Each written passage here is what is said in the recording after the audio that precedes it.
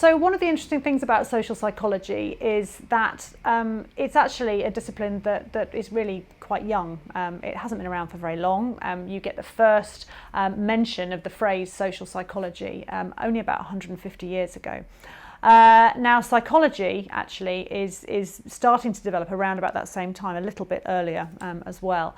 But the questions that we're interested in as psychologists and as social psychologists are the ones that have preoccupied people for centuries. I mean, as long as people have been writing things down, people have been asking, you know, what makes us human, what separates us from other animals, how do we interact within groups, how do we relate to one another, how does language develop, all of these kinds of questions which are still absolutely central to what we're interested in as social psychologists and as psychologists too.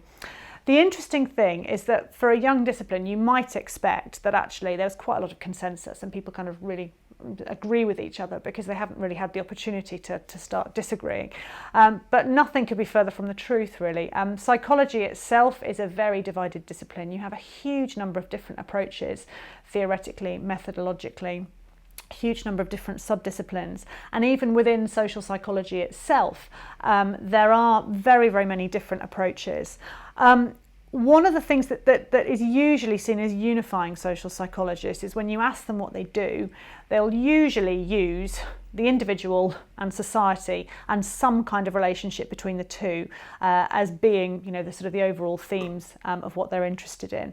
But there's so many different ways in which you can conceptualise that relationship between the individual and wider society. Whether you give dominance to one over the other, do you see the individual as, you know, can be effectively being kind of logically prior to society? Do you see society as having more influence over the individual? And so these have been debates which sort of rage sometimes explicitly and sometimes much more implicitly on the pages of psychology textbooks and journal articles and so on. Having said that, there is another argument which says that effectively, even in dividing these aspects up into individual and society, we're sort of starting with the wrong questions. Because for some social psychologists, you can't talk about the individual without considering society, and you can't talk about the society without considering the individual.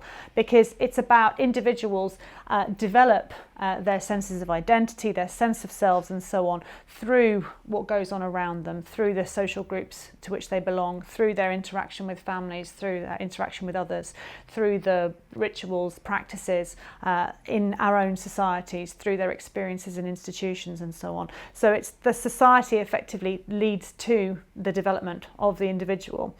The problem obviously with going too far down that line is the individual can become very passive or be seen to be particularly passive and not really having a role in that. You're kind of constantly just taking in information from society but not actually, you know, doing anything more than react to it.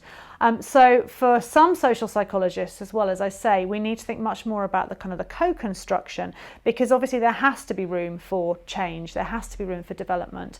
If an individual kind of comes up against something in society which they don't like, then how do they resist that?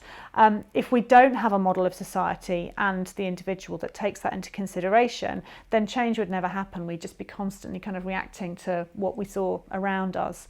So as I say, for some social psychologists, we need to kind of move away from this dualism of actually seeing individual and society as separate entities. We need to think much more about the co-construction, the mutual co-construction and the reciprocity in the relationship between individual and society.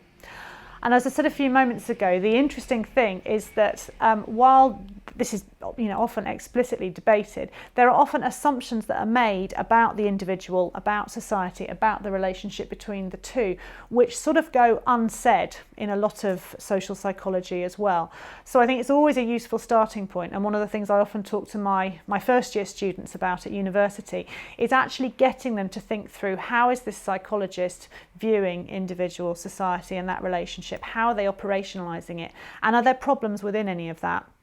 And I think it's always useful to remember, as I say, that these different definitions can have a huge impact, a huge influence on the conclusions that we come to.